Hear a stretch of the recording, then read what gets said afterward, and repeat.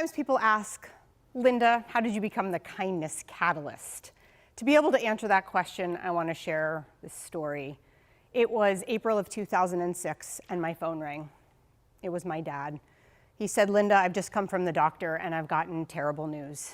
I have lung cancer, and it's terminal. They've told me I have less than a year. In an instant, I knew that the relationship I had with my dad, one that despite the fact that I was 38, married, had my own small children when he called me, felt as if we were still stuck at 16. I knew that if anything was going to shift, it had to happen immediately. The next week, I was on an airplane to Burlington, Vermont, where my dad lived. We spent 4 magical days together. We watched old Woody Allen movies. We ate really spicy Chinese food. We laughed and we cried. But most importantly, we looked at each other and we said, I'm sorry. Please forgive me. And the next 8 months of my dad's life were an unexpected gift. While it's sometimes hard to find time to call an older relative back east when you live on the West Coast, those 8 months I found time to call my dad every single day.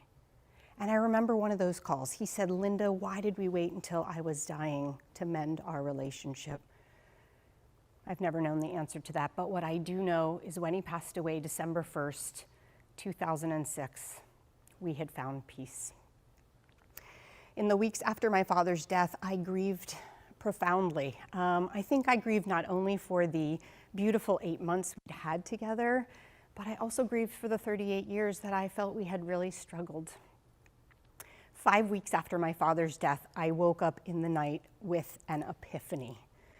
I woke up and I had an idea that I wanted to do something to honor my dad. The next morning, I woke my husband up. I said, Aaron, I want to do 1,000 mitzvahs in memory of my father. Now, for those of you who don't know what a mitzvah is, in Judaism, a mitzvah is actually a good deed. It's an act of kindness. It's actually a commandment. The 10 commandments are mitzvot. And I apologize to anyone in my audience. Hebrew grammar checker was not on that night. The proper Hebrew plural word is mitzvot. I use mitzvahs. So my husband said, Linda, how are you going to know you've done 1,000 of anything? Thankfully, he's the computer guy. He said, let's start a blog. And my blog, 1,000 Mitzvahs, began January of 2007. The blog was the place where I tracked these little stories, and I'm a type A personality. Really, in my mind, I thought I could do this project in a year or less. The truth is that the project took almost 2.5 years, but it didn't matter. It was such an amazing journey that I would have stayed with it as long as it took. I had a young rabbi come to me about a year into the project, and he said, Linda, I think you should write a book. And you know you're getting older when suddenly your clergy, your doctor, your dentist, they're all 10 years younger than you. So I looked at Brad, young Brad, and I said, no, I'm not a writer. But the idea stuck with me. And my book, 1,000 Mitzvahs, How Small Acts of Kindness Can Heal, Inspire, and Change Your Life, came out in 2011.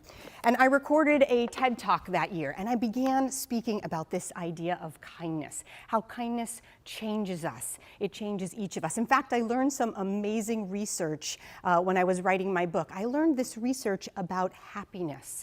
It came from Dr. Sonia Lyubomirsky. She's a psychology professor at UC Riverside, and she's the best-selling author of the book, The How of Happiness, the scientific approach to getting the life you want.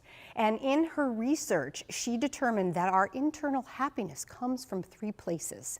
The first is our biological genetics, who your parents are, what's the makeup of your genetics. 50% of your internal happiness comes from your DNA. 10% of your internal happiness comes from your living circumstances, so who you surround yourself, the community you live in. That left a big piece of the pie. 40% of our internal happiness comes from another place. Any ideas where that might be? Your internal happiness, where that might come from? It comes from your intentional actions. So by stepping into this project to take on 1,000 acts of kindness to honor my dad and move through the grief, I was absolutely going to find inspiration and more happiness, exactly what I was discovering. A few years ago, I created this workshop, The Economy of Kindness, How Kindness Transforms Your Bottom Line, because I knew that not only would kindness make a difference in us individually, it absolutely makes a difference in the workplace and in the places we love shopping at and supporting and going to for business.